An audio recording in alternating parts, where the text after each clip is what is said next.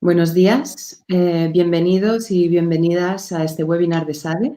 Soy Sonia Navarro, la directora asociada del Instituto de Innovación Social de SADE, y es un placer estar hoy aquí con todos vosotros para presentar un nuevo ciclo de conferencias que hemos llamado Connecting Through the Workplace. Viene a ser algo así como conectando a través del lugar de trabajo. Y este es un ciclo de 4 seminarios en el que queremos debatir sobre los principales retos y tendencias del futuro de la empresa del siglo XXI y en un contexto tan complejo y tan incierto como el actual. Podemos hacer este ciclo gracias al patrocinio de ISS Facility Services, con los que ya hicimos una investigación el año pasado sobre cómo la influencia de la RSE, cómo la RSE influencia en la gestión de personas y con los que estamos encantados de volver a colaborar en este ciclo de conferencias. Empezamos hoy con el primero, que se llama Conexión con nuestro entorno, liderando desde el propósito. Y lo hemos preparado con mucha ilusión. Es la primera sesión y me gustaría hacer una mención especial a Sonia Ruiz, que no está hoy aquí, está entre bastidores y que es con quien estamos trabajando el ciclo. Con Sonia ya colaboramos escribiendo un artículo para la Harvard Deusto Review que se publicó en plena pandemia también sobre este tema. Se llamaba El propósito corporativo en la era de la disrupción. Entonces, sobre propósito, pues se ha hablado mucho últimamente. Podríamos decir que está incluso un poco de moda desde la pandemia. Y hoy aquí no nos gustaría quedarnos en la parte superficial del propósito. Nos gustaría hablar del poder transformador que tiene el propósito y cómo articularlo y cómo bajarlo a acciones concretas a través de diferentes mecanismos. Y para ellos contamos hoy con un panel excelente de personas que a través de sus actividades, de sus organizaciones, están trabajando este tema desde hace muchos años. Así que voy a entrar a presentaros a los ponentes. En primer lugar, me gustaría presentaros a Ricard Casas. Ricard tiene un Bachelor y un Master of Science en Economía y por la London School of Economics, donde se quedó luego unos años como investigador en el Centro de Economía Laboral. Actualmente, Ricard es el director de Personas y Cultura de ISS Iberia y miembro de su Consejo de Administración y Comité Ejecutivo. Además, Ricard fue emprendedor después de investigador. Fundó su propia empresa de limpieza que acabó siendo adquirida por ISS en 1999 y desde entonces ha sido miembro de la dirección de ISS Iberia. Le hemos preguntado a Ricard que nos dijese alguna nota personal y que está leyendo últimamente. Y además de que ya sabemos que te encanta, Ricard, leer los libros de los premios Nobel de Economía, nos ha comentado que los últimos libros que le han gustado han sido The Education of an Idealist, la educación de un idealista, de Samantha Powers, y The Tyranny of Merit, la tiranía del mérito, de Michael J. Sandel. Y que los personajes que le inspiran son Bill y Melinda Gates y nos recomienda mucho también el libro de Melinda Gates, The Moment of Lift. Entonces voy a presentar también a María, María Salamero. María estudió Ingeniería Industrial en Técnicas Energéticas en la UPC y lleva 20 años dedicada al sector del agua y medio ambiente en el Grupo Agbar, donde ha desempeñado diversos roles. Hace escasamente 2 meses entró a ser la directora de Relaciones Institucionales, Acción Social y Sostenibilidad y antes había sido la directora en Estrategia de Sostenibilidad y Comunicación. Lo que está leyendo actualmente María es el libro Mujercitas. Y es la edición completa y sin censuras, además, ¿no? Nos comentaba, con un prólogo de Patti Smith. Han pasado desde los años 1868, que fue escrito, muchos años, pero hay demasiadas similitudes, nos comentaba, en los aspectos de género, el rol de la mujer, o en las situaciones de vulnerabilidad socioeconómica que estamos ahora viviendo. Pero también hay lecciones de superación, esfuerzo y humildad para afrontar estos retos. Entonces, entiendo que es algo que sirve para inspirarnos. Y además, a nivel profesional, está con el New Green Deal de Rifkin. Pues muy interesante también esto. Vamos tomando nota. Y ahora Pablo. Pablo estudió económicas en la Universidad de Barcelona y tiene un doctorado de administración de empresa por la UPC. Durante su doctorado también pasó algunos meses en ESADE y desde entonces tengo el placer de conocer a Pablo. Pablo actualmente es el director de BeLab Spain. BeLab Spain es la ONG que impulsa el movimiento B Corp en España. Y B Corp, como algunos ya sabréis, es un movimiento global de personas que utilizan los negocios para una fuerza del bien común. Como nota personal, a Pablo le encanta correr, ha hecho varias maratones y de hecho doy fe porque una vez, Dios, que me encanta andar, iba con mi equipo de trail walker caminando, no sé si te acuerdas, Pablo, y tú ibas con tu grupo de correr de los fines de semana y nos cruzamos. Así que nos cruzamos en diferentes sitios. Y a nivel de lectura, Pablo acaba de leer Jared Diamond y su libro Crisis. Y uno de los libros que siempre recomienda Pablo es el de Let My People Go Surfing, de Yves Chouinard, fundador de Patagonia. También le encanta la arquitectura y el urbanismo, esto no lo sabía, y que si volvieran a hacer, pues que igual sería arquitecto, seguramente sostenible. Entonces, bueno, como os comentaba antes, queremos abordar hoy el tema de propósito como activador y palanca de cambio, más allá de una declaración de intenciones, ¿no? Y lo vamos a hacer con una triple vertiente. Desde la vertiente de propósito y personas, la de propósito como palanca de cambio y la de propósito como movimiento que impulsa el cambio de paradigma empresarial.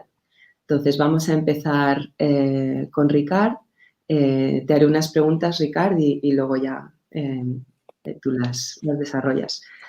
Entonces, Ricard, ¿de qué manera el propósito es el eje de vuestra cultura corporativa, de la gestión de personas y de las relaciones con vuestros clientes?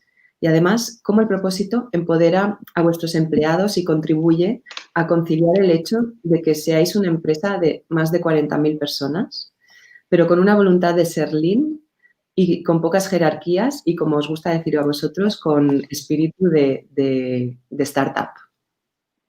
Adelante, Ricardo. Bueno, Sonia, muchas gracias por tu presentación y gracias a SADE por organizar este evento. También gracias a mis compañeros en la mesa, que es un placer pues, estar con ellos hoy, esta mañana. Esto que dices de que nosotros queremos ser una gran empresa con vocación de startup tiene una historia. Pues nosotros empezamos aquí en España en el año 99 y en muy poco tiempo, entre el 99 y 2009, en 10 años, pues pasamos de 0 a 30.000 empleados. Un crecimiento vertiginoso. Y una de las cosas que nos preocupaba en aquellos tiempos era precisamente que con el crecimiento pues nos distanciásemos de la realidad de la empresa y del negocio. Siempre hemos querido estar muy cerca de nuestros empleados y de nuestros clientes. Y entonces en aquellos años pues decíamos esto, decíamos una cosa distinta, que queríamos ser una gran empresa con vocación de empresa pequeña, indicando este propósito de cercanía a nuestros clientes y empleados. últimamente hemos cambiado esto y decimos lo que tú has citado, que queremos ser como una startup precisamente por la frescura y por el fuerte sentido de misión y propósito que tienen las startups, que domina un poco toda su actuación, no solo como compañía, sino también a los que están y se involucran en ellas. Nosotros, yo hace años, antes de que se hablase tanto de propósito y misión, pues oí a un profesor de management decir lo que caracterizaba a las empresas excelentes. Y él hablaba de tres cosas. La primera era la eficiencia, o sea, hacer lo que haces bien y hacerlo pues con un retorno justo. La segunda, la atractividad, ser atractivos a clientes, a empleados, a proveedores, a inversores también, a la sociedad. Una empresa con la que la gente siente orgullo de relacionarse con ella. Pero la guinda, la tercera y la más difícil, es lo que él llamaba la unidad. Y la unidad decía como una confluencia o comunión de todos los stakeholders de una empresa alrededor de un propósito común. O sea, esto es realmente difícil de conseguir, porque cuando hoy se habla tanto de propósito y es bueno y yo celebro y estoy encantado con todo este movimiento, pues que es en el mundo académico, en la prensa, en el mundo del management, en el mundo de los inversores, en todos lados, pues estamos viendo esta tendencia a hablar de un capitalismo más inclusivo, donde pues el capital ya no ocupa una posición de primacía, sino se tiene en cuenta todos los stakeholders. Y esto se centra muchas veces en un mission statement, un propósito más o menos marketingiano que muchas empresas están adoptando y esto está muy bien. Esto es el inicio, porque cuando se transforman las empresas es cuando este propósito cobra vida en la empresa y especialmente en los empleados y en los inversores que se relacionan con la empresa. Y esto es más difícil. Nosotros, en los 20 años y pocos que llevamos aquí en España, pues yo creo que desde el principio pues tuvimos, sin saberlo y sin hablar de ello, porque entonces eran otros tiempos, pues un poco este sentido de hacer a través de ISS, pues hacer un mundo mejor. Pues al ser una compañía intensiva en mano de obra, con muchísimos empleados de perfil profesional más bien medio y bajo, gente con vidas difíciles y complicadas, y en aquellos años pues que estamos únicamente en limpieza, pues que se dedicaban a limpiar, no por elección, sino pues porque la vida les había llevado hasta ahí, pues centramos mucho el propósito de nuestra compañía en dar y facilitar una vida profesional digna, un empleo digno, responsable a tantísima gente. Esto pues lo hemos hecho a través de dos vías. Uno, pues con nuestro personal directivo y con nuestros mandos intermedios y en general todo el personal de apoyo o de back office, pues teniendo una cultura muy fuerte, muy significada, respaldada con el ejemplo, de respeto a las personas y de que pues ser empleado de ISS signifique una gran oportunidad de mejora personal y profesional. Pero claro, llegar a los 40.000 empleados que tenemos hoy, pues es mucho más complicado. Y ahí, pues, tenemos pues, dos armas fundamentales o dos instrumentos fundamentales que son los que usamos. El primero es hacer las cosas básicas muy bien. O sea, el pagar la nómina muy bien, el tener buenos mandos intermedios, el tener una buena política de prevención de riesgos, el tener una buena instrumentos de comunicación con todos nuestros empleados que están lejos de la compañía, esparcidos pues, por todo el territorio nacional, en todas las islas, en Ceuta, Melilla, en Azores, Madeira, muy lejos, el estar comunicados con ellos. Y segundo, pues enseñando, y lo hacemos a través de un curso formativo que damos directivos de ISS directamente a nuestros empleados de primera línea, la importancia y la dignidad de su trabajo. Les decimos que tienen que encontrar pues, su propósito, hacer su trabajo, y el propósito nuestro realmente es ayudar a todos nuestros clientes a que consigan el suyo. Nosotros nos dedicamos a crear entornos de trabajo y donde la gente que trabaja en aquellas empresas o hospitales tengan las condiciones idóneas para que puedan asentarse en su core business y hacer su trabajo bien y cumplir a su vez su propósito. Por lo tanto, y voy acabando, pues en un hospital, pues un empleado nuestro no solo está limpiando, está contribuyendo a la salud y a la mejora de salud de los pacientes que ahí están, contribuyendo también pues a paliar el dolor de quizá los familiares que los acompañan, o en ESADE, donde también trabajamos, pues nuestros empleados están también contribuyendo a la formación y educación de los jóvenes que dan aquí. Dar un sentido de misión a todos nuestros empleados es la forma que tenemos de que el propósito en la empresa cobre vida. Fenomenal. Esto me recuerda, Ricard, a una historia que oí ¿no? sobre el propósito que le preguntaban a la señora de la limpieza en un hospital, o puede ser también en la universidad, ¿no? Pero en un hospital, y le decían, ¿qué haces? Y decía, estoy salvando vidas. Y es que realmente son así, ¿no? Son personas que han estado en primera línea y que son fundamentales, igual que los doctores, ¿no? En la gestión de esta crisis. Así es, sí. Y en esta pandemia, pues nosotros por primera vez hemos sido esenciales. Jamás habíamos salido tanto en televisión, empleados nuestros siendo entrevistados. Y esto ha sido muy bonito, Sí. porque por primera vez se ha reconocido el trabajo necesario, fundamental, pero muchas veces ignorado y oculto de nuestra gente. Muy bien, muy bien. Pues ahora vamos a pasar a María.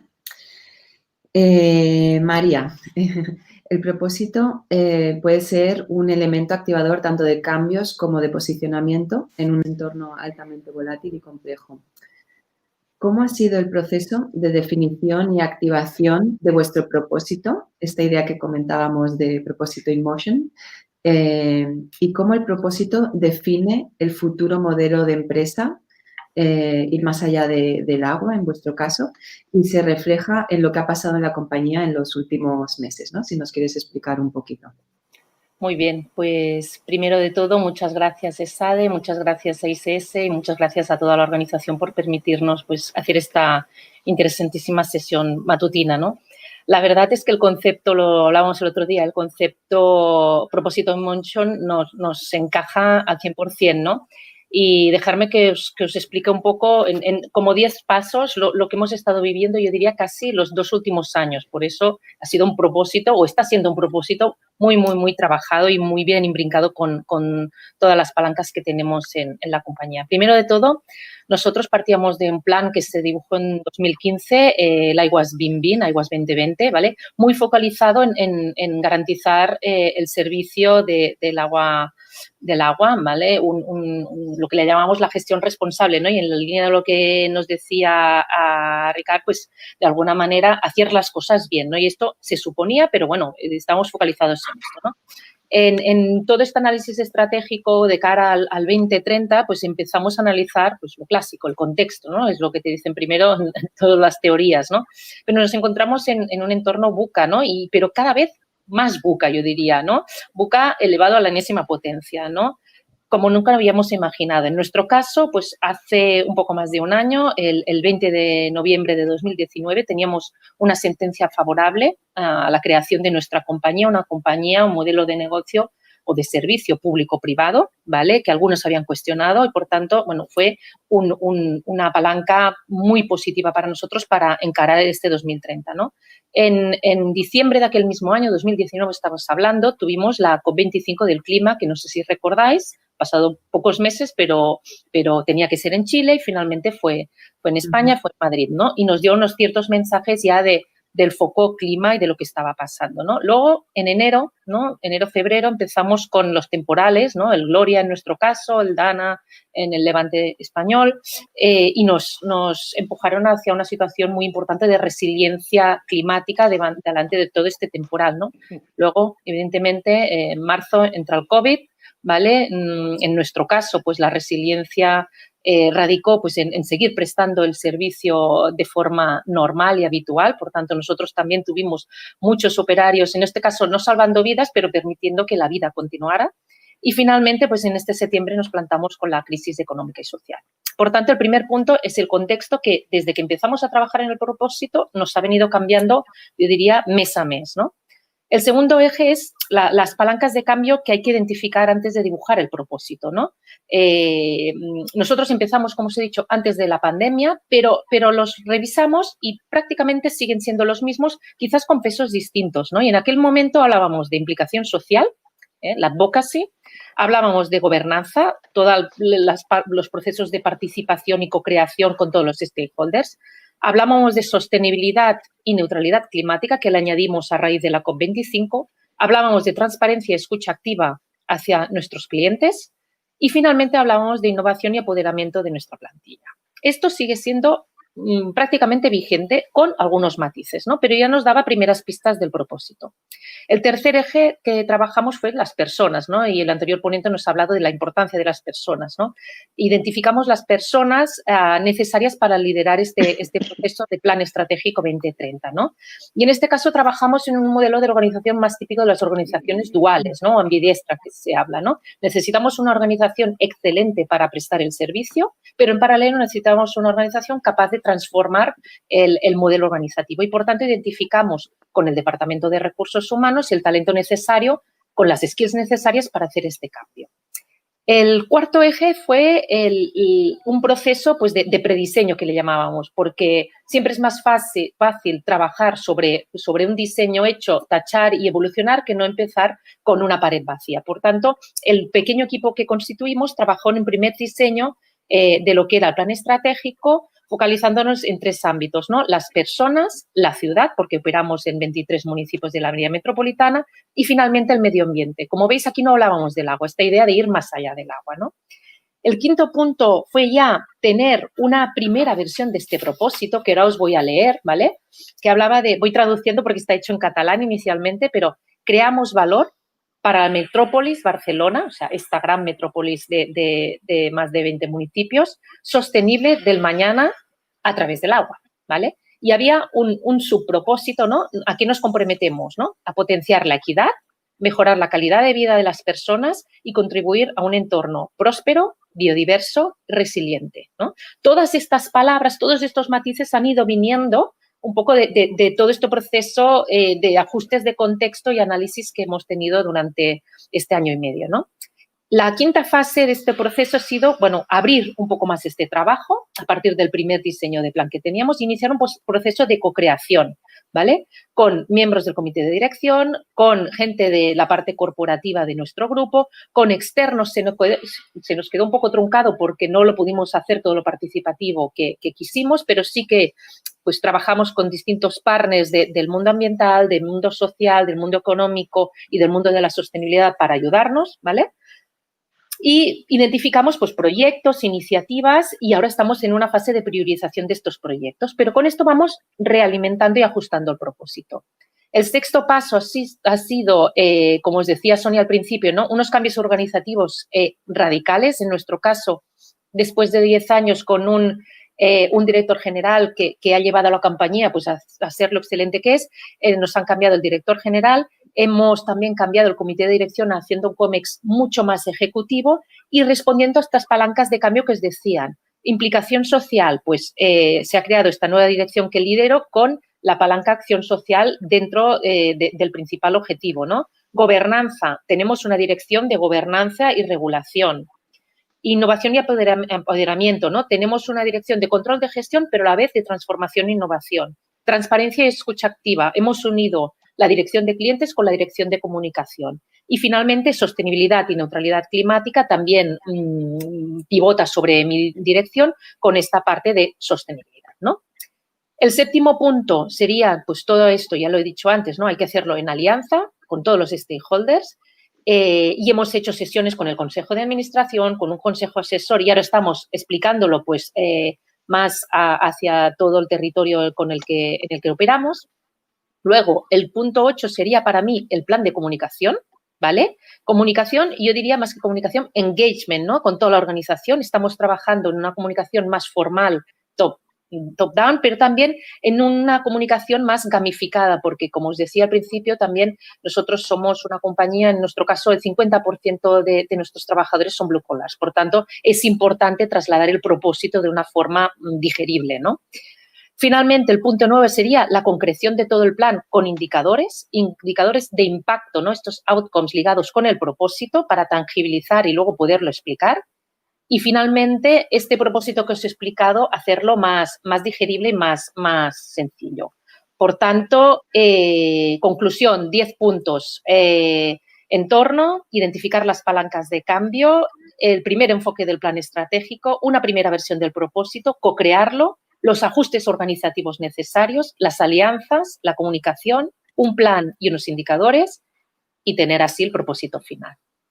Muchas gracias. Wow.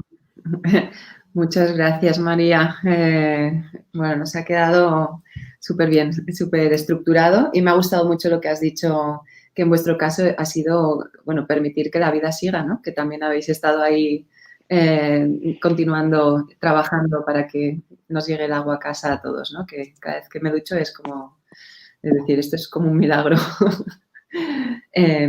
Muy bien, y vamos con nuestro último ponente, con Pablo. Bueno, Pablo, ahora nos explicarás cuánto tiempo llevas ya impulsando el movimiento B Corp y cómo este movimiento ha servido como catalizador de las empresas con propósito y cómo habéis conseguido que estos retos que veis ahora estáis en una fase de que estáis intentando de que vaya más allá del ámbito empresarial, ¿no? Entonces, bueno, explicaros un poco cómo habéis hecho hasta ahora y hacia dónde vais. Bueno, pues muchas gracias, Sonia, muchas gracias a ESADE y también a ISS por facilitar estos espacios de debate, de reflexión, que como bien decía tanto María como Ricard, estamos en un momento pues de cierta incertidumbre, de volatilidad y sin duda pues nosotros estamos percibiendo como esa situación, ese contexto también está acelerando la necesidad de replantearse pues, ese propósito empresarial o incluso diría más la propia función de la empresa dentro de la sociedad, es decir, ¿para qué sirve una empresa dentro de la sociedad? Y eso es lo que el movimiento B Corp básicamente desde hace ya pues 13 años empezó a empujar una idea, empezó a plantear la posibilidad de que las empresas realmente tuvieran una función social, es decir, que contribuyeran a resolver desafíos sociales, ambientales, a resolver fines sociales y al hacer eso, por supuesto, pues esas empresas también contribuyeran pues, a generar un impacto positivo para las personas, para la sociedad, para los territorios, ¿no? Para las comunidades, para el medio ambiente y también pues, para el capital, ¿no? O sea, equilibrar realmente esos ámbitos a través de los cuales una empresa puede generar valor para el conjunto de la sociedad. La verdad es que si miramos atrás y pensamos, oye, ¿cómo hemos evolucionado y cómo hemos logrado crear un movimiento empresarial transformador y catalizar ese cambio en las empresas? Seguramente ha habido como tres niveles o tres grandes, digamos, ámbitos de actuación, ¿no? Y seguramente ninguno de esos era previsible inicialmente. Lo que quiero decir es que lo que hemos ido es aprendiendo sobre la marcha, hemos ido aprendiendo cómo se construye movimiento durante estos 10 años, ¿no? Al principio vimos que claramente lo que debíamos hacer para facilitar esa transformación empresarial, y que me ha gustado mucho la frase, ¿no? Para que esos propósitos cobraran vida dentro de las organizaciones, como decía Ricard, era generar herramientas, era generar realmente marcos, era generar, digamos, los instrumentos para que ese propósito fuera integrado de forma genuina dentro de una organización. Y esas herramientas han sido quizá pues herramientas que han permitido y estándares que han permitido la adopción por parte de las empresas de forma masiva de estándares y herramientas que les permitan gestionar su impacto social. Por lo tanto, dando a las empresas esas herramientas, esos instrumentos que son creíbles, que son rigurosos, ¿no? Y que les permiten integrar el impacto social y la gestión del impacto social de forma genuina en la organización. Esas herramientas no solamente son herramientas de algún modo prácticas, sino que también son herramientas culturales, ¿no? Y eso es un elemento fundamental, porque para que un propósito cobre vida tiene que haber un cambio cultural dentro de la organización. Y eso no es sencillo, porque detrás de eso hay pues, personas, hay rutinas, hay modelos, hay prácticas, hay políticas, ¿no? Y lo que nos estaba explicando ahora María precisamente es cómo, digamos, una empresa empieza a generar todo un conjunto de prácticas y políticas para, de algún modo, desarrollar ese cambio cultural. Nosotros lo que hicimos es, además, también proporcionar a las empresas un marco legal, ¿no? Un marco legal que permitiera adoptar ese propósito desde el sistema de gobierno de las compañías, es decir, introduciendo ese propósito dentro de los estatutos sociales y, por tanto, dando la posibilidad y la responsabilidad a los directivos de una empresa de responder y de rendir cuentas sobre cómo estaba contribuyendo la empresa a generar pues, un impacto positivo o a, digamos, contribuir al propósito específico que tiene como compañía, ¿no? Entonces, ese primer nivel, que es el primer nivel que lo podemos llamar individual, ¿no? Es el de los estándares, es las herramientas que facilitan que muchas empresas adopten, digamos, modelos de gestión orientados al impacto social, fue nuestro primer estadio. Pero luego enseguida nos dimos cuenta que ahí teníamos pues, empresas que nosotros le llamamos las empresas B Corp, que habían obtenido, que habían sido verificadas de acuerdo a estos estándares y que por tanto estaban liderando este cambio, pero enseguida nos dimos cuenta que había luego un conjunto, digamos, de empresas que conformaban una comunidad, ¿no? Una comunidad que ya era pasar de lo individual a lo colectivo. Ese propósito ya no era un propósito individual, sino que era un propósito colectivo. Y esa comunidad tenía vida por sí misma. Esa era una comunidad que estaba unida a ese propósito de utilizar la empresa como agente de cambio, de utilizar la empresa como un agente transformador, ¿no? Entonces, a partir de ahí nos dimos cuenta que lo que teníamos que hacer era activar la comunidad. Ya no solamente hacer que las empresas de forma individual adoptaran unos estándares y un modelo de gestión determinado, sino activar esa comunidad que en sí misma era una comunidad de cambio, ¿no? Y a partir de ahí empezamos a trabajar, pues lógicamente ofreciendo a esas comunidades el espacio y la oportunidad para organizarse entre ellas, para activarse, para reunirse, para contribuir de forma colectiva a ese propósito que teníamos como organización. Tras ese, digamos, activación de la comunidad, que ha sido un paso que nos ha llevado a crear luego lo que llamamos un ecosistema de cambio, ¿no? Un ecosistema donde ya no solamente las empresas están impulsando esa agenda de transformación, que sigue siendo nuestro centro porque consideramos que las empresas tienen, digamos, una importancia fundamental en nuestro modelo de desarrollo socioeconómico, pero también sabemos que las soluciones van a venir de la colaboración con otros actores sociales. Y ahí entran pues, las administraciones públicas, entra el tercer sector, entra la academia, ¿no? Entran otros sectores con los cuales de forma muy orgánica y natural nos hemos ido relacionando para crear, digamos, ese propósito compartido de generar un modelo transformador, un modelo, digamos, económico que facilite el progreso de las personas y el planeta. Ahí pues, aparecen cosas como el desarrollo de políticas públicas que apoyen, digamos, el reconocimiento de las empresas con propósito. Aparecen cosas como la creación, digamos, de cursos, de formaciones orientadas a empresas con propósito, digamos, y apoyando esos desarrollos. Y aparecen todo un conjunto de actividades que al final lo que hacen es que esa, digamos, acción individual sobre la cual empezamos a trabajar, es decir, generando unos estándares para que las empresas adoptaran un modelo de gestión, estamos convirtiéndolo realmente en un movimiento colectivo donde desde diferentes ámbitos se está avanzando hacia, digamos, la generación de un nuevo modelo económico.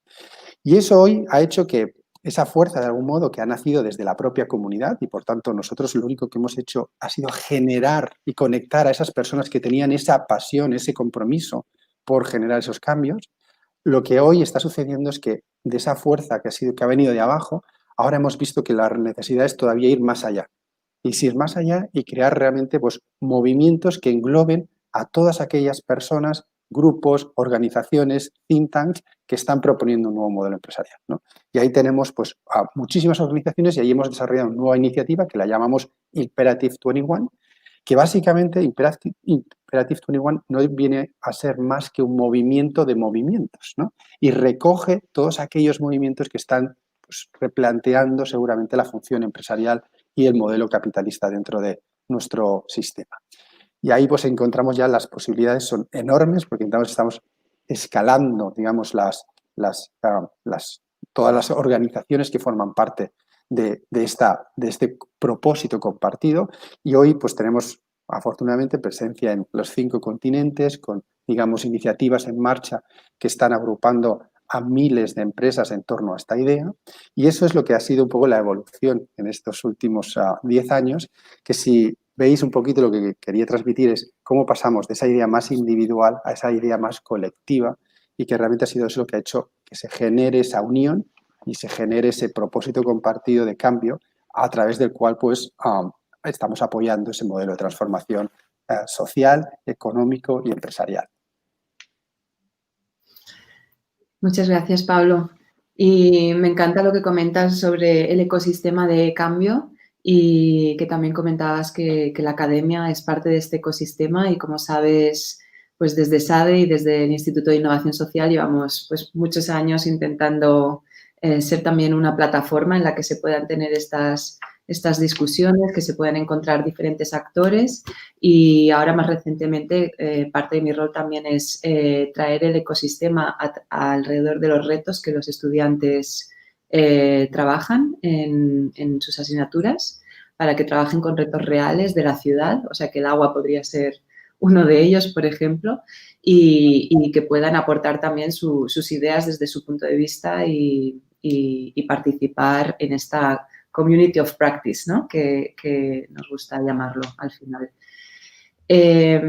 Muy bien, pues ahora vamos a pasar a una segunda parte que me gustaría que fuese un poco más como una conversación. No sé si os parece, podríamos empezar por el tema de los retos y oportunidades a la hora de intentar activar e integrar el proceso con el propósito, perdón, con los que os habéis encontrado, porque a veces pues definir un propósito es como muy fácil, pero luego es cómo lo integras, ¿no? Y cómo lo aterrizas y cómo lo haces llegar a toda la organización. Si así muy brevemente podéis dar unas ideas en 2 minutitos, no sé, bueno, Ricard, si quieres empezar tú. Sí, bueno, yo pienso que esto es un tema de la cultura que se vive en la compañía y que es un tema también muy relacionado con el ejemplo y las actitudes del equipo directivo. Es una cosa que va de arriba abajo y que se ve en cada decisión que tomamos. Si esta decisión es realmente una decisión basada pues, en el propósito o en el bien común, o si es una decisión pues, más cortoplacista basada pues, en el resultado del próximo trimestre, ¿no? Entonces, bueno, esto, como todo en la vida, como pues en la educación de los hijos, pues vale más el ejemplo y pues que 1000 palabras. Y creo que hay un concepto que no hemos mencionado aquí todavía, pero que para mí está en la esencia de todo esto, que es la autenticidad. O sea, si no te lo que es, no se transmite y no baja.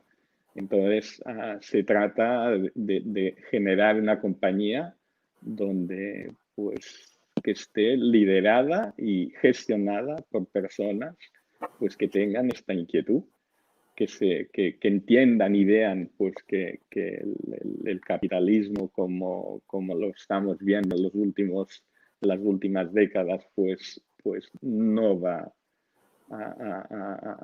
a seguir muchos más años, que tenemos dos problemas básicos que genera este capitalismo, que son el cambio climático y la desigualdad, y que si bien el capitalismo ha sido pues, el sistema de organización económica pues, que ha dado más prosperidad y riqueza a la humanidad,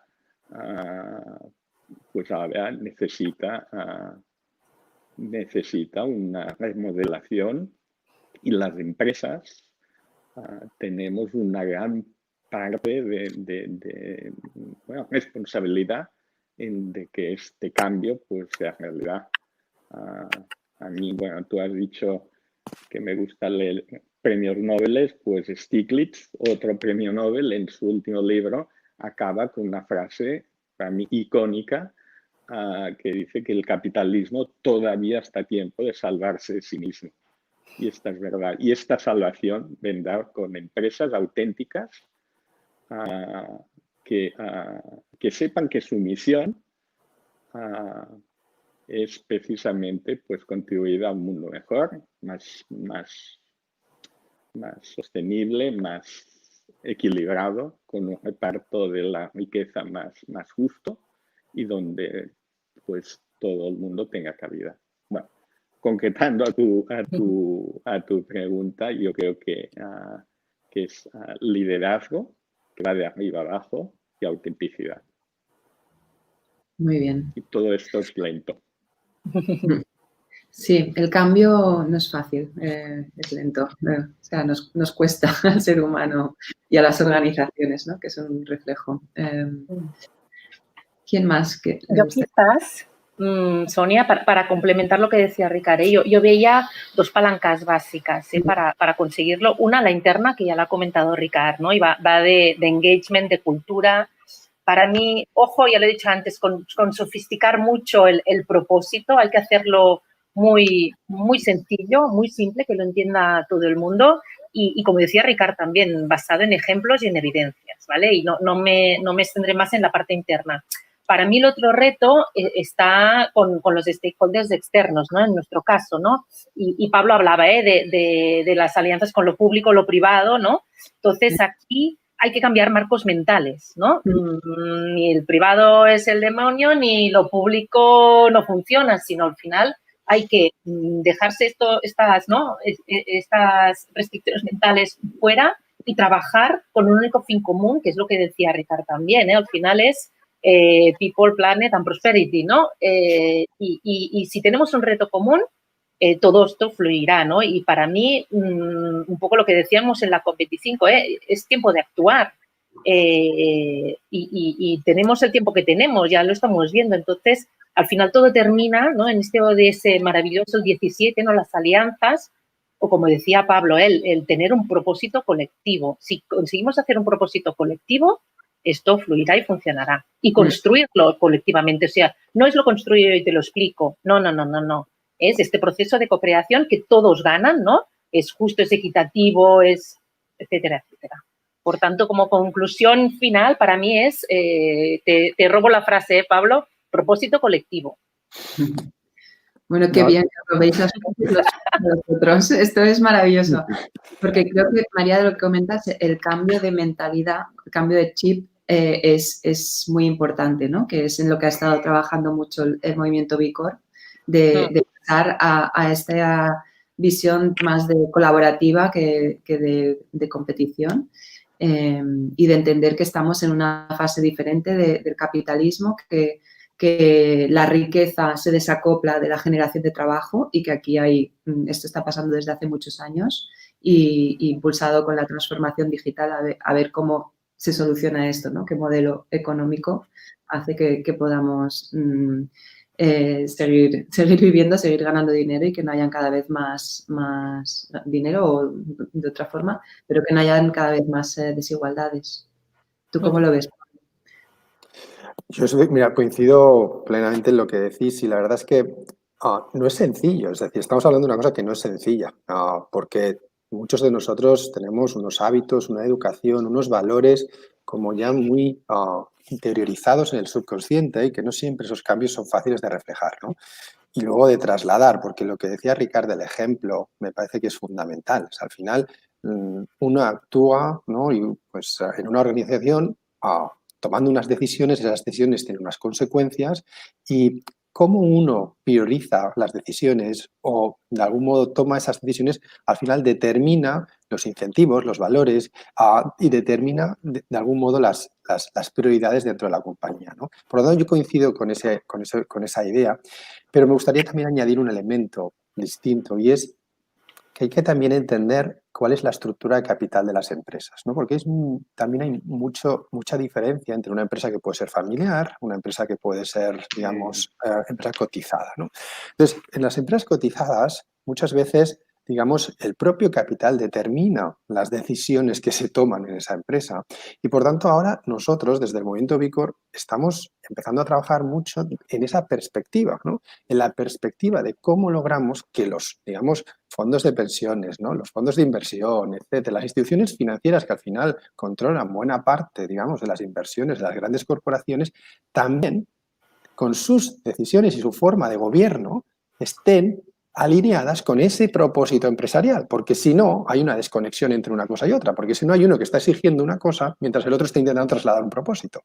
Entonces, a no ser que haya esa complementariedad y a esa, digamos, sintonía, hay una desconexión segura. Entonces, estamos trabajando, yo creo que es importante, porque, digamos, buena parte de esos, digamos, riesgos sistémicos en los que hoy estamos ha sido en buena medida por este modelo de financiarización de la economía.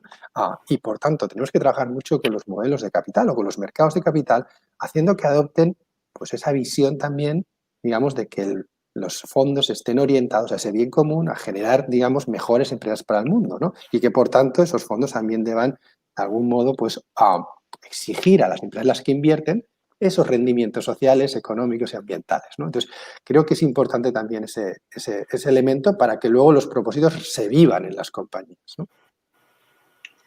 Sí, Pablo, y yo creo que tienes toda la razón y afortunadamente estamos también viendo en los últimos años movimientos en este sentido. Yo me imagino todos conocéis las cartas que manda el CEO de BlackRock a las empresas participadas cada año donde pues están hablando del propósito.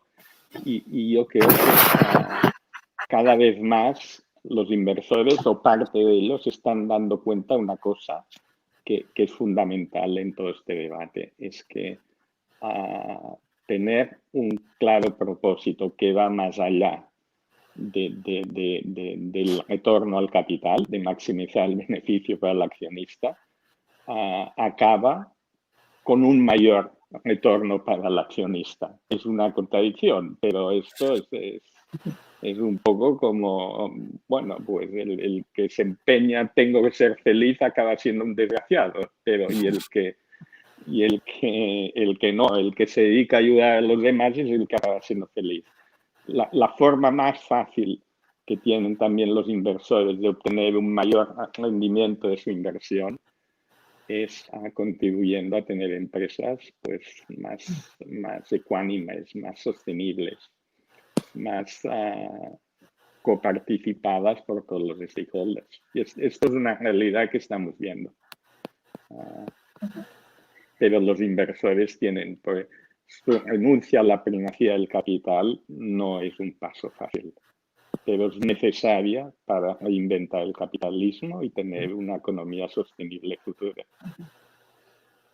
Bueno, yo para complementar, quizás también añadiría que hay leyes que nos empiezan a ayudar en esto, ¿no? Recientemente, bueno, pues ya hace 2 años, nos pusieron sobre la mesa pues la obligación de hacer las memorias no financieras, ¿no?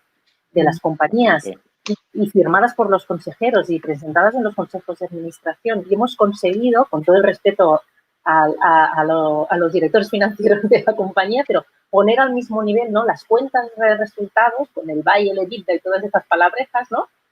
Con la parte de la memoria no financiera, donde explicamos el propósito, donde rendimos cuentas pues, en aspectos de equidad, en aspectos de medio ambiente, etcétera, etcétera, ¿no? Por tanto, yo creo que sí que hay ciertos elementos que nos ayudan de alguna manera a hacer este cambio de paradigma, ¿no? A transitar de esto de las cuentas de resultados al propósito y a las evidencias que acompañan este propósito, ¿no?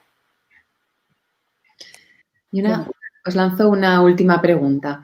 O sea, si miráis al futuro, ¿qué veis? ¿Qué narrativas tenéis de cómo va a ir? Y en particular, ¿cómo pensáis que les irá a las empresas que tienen un propósito marcado, social y en la línea de lo que hemos estado comentando y las que no?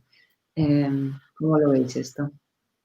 Yo diría, si me permitís, por un lado, primero, y lo ha dicho Ricard y yo también lo he comentado, primero hacer las cosas bien, o sea, hacer lo que te toca bien hecho. En nuestro caso, nuestro servicio de agua, en el caso de Facility, pues los servicios de limpieza y asistencia diversa, ¿no? Porque si no, se te cae todo. Ya puedes hacer propósitos y ir más allá de tus responsabilidades, ¿no? Primero, lo que toca bien hecho. No perdamos foco, porque esto también es un riesgo a veces, ¿eh? Y una vez sentadas estas bases y todo esto bien hecho, realmente que sea genuino, ¿vale? El propósito, que seamos capaces de activar todas las dimensiones y todas las palancas que hemos dicho y al final las cosas se miden por hechos y por evidencia. Y por tanto, yo abogaría por normalmente cuando hablamos de indicadores, ¿no? Hay dos tipos de indicadores, ¿no? Los outputs y los outcomes, ¿no? Pues estos outcomes, o sea, ¿cómo contribuyo yo a generar este valor social, económico y medioambiental, ¿no? Y nos tenemos que ser capaces de medir con esto, porque al final el propósito no dejan de ser palabras bonitas, bien explicadas, con un toque marketingiano, pero al final las cosas se miden por hechos. Y los hechos para mí son estos outcomes de impacto. Y para concluir, nosotros hace un par de años empezamos a trabajar los aspectos de impacto, de valor social integrado, ¿no? Y a mí ya no me gusta explicar nuestra compañía con los metros cúbicos de agua que servimos, ni los beneficios que tenemos, sino, oye, yo contribuyo medio punto al PIB del área metropolitana. Yo genero ocupación por un impacto de 7.000 personas o 7.000 puestos de trabajo equivalentes. Yo tengo 1.000 trabajadores en plantilla, pero genero ocupación directa, indirecta e inducida, ¿vale? O, por ejemplo, en aspectos de equidad y de género, oye, acabamos de formalizar un comité de dirección, un COMEX, paritario 100%, 50% hombres, 50% mujeres, en una empresa de ingenieros. Esto no es un tema menor, ¿vale? Por tanto, por mí, sí, es importante tener un propósito, sí, evidentemente, y un propósito construido de la manera que decíamos, pero uno, seguir haciendo lo que nos toca bien hecho, no olvidarlo, y dos, poderlo explicar en base a evidencias, pero de impacto real en la sociedad. Exacto. Bueno, yo veo el futuro con optimismo, con mucho optimismo, porque pues todos los movimientos que ha explicado Pablo también y pues están ahí. Cualquier revolución o cualquier cambio en la sociedad necesita un movimiento que sea masivo, ¿eh? Y este lo está siendo en la academia, en la prensa, ¿no? El Financial Times publicando no hace mucho una portada entera diciendo Reset Capitalism, el Economist también, los inversores, el ejemplo de BlackRock, las escuelas de negocio que estáis constantemente, con lo cual veo esto y esto va a ir a más. Veo a la gente joven que sube con ganas, o sea, ven el trabajo con mucho desde la perspectiva de la contribución que yo puedo hacer, del impacto que puedo tener. Nosotros pues tenemos un trainee program y reclutamos también estudiantes de SADE y en las entrevistas pues ves estas ganas de contribución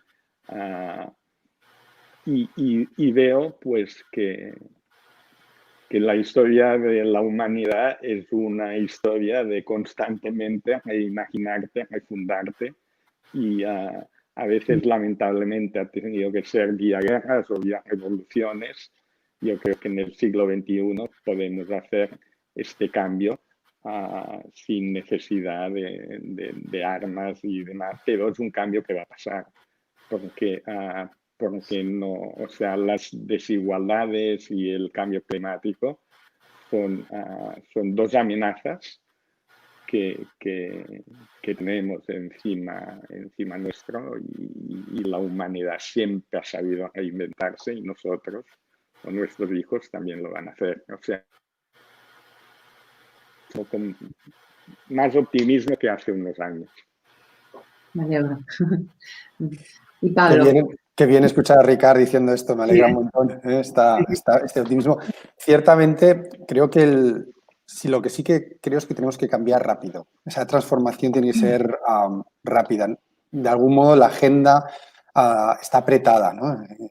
Vemos la evolución, por ejemplo, el aumento de la temperatura, tenemos la ciencia detrás que nos está diciendo hay que cambiar esto drásticamente ya, porque si no logramos que únicamente se reduzca 1,5 grados la temperatura en 2030, las consecuencias pueden ser muy severas para la población más vulnerable, pueden ser muy severas para territorios, y evidentemente eso es un riesgo que tenemos delante y lo tenemos cerca, con lo cual esos cambios efectivamente tienen que ser rápidos.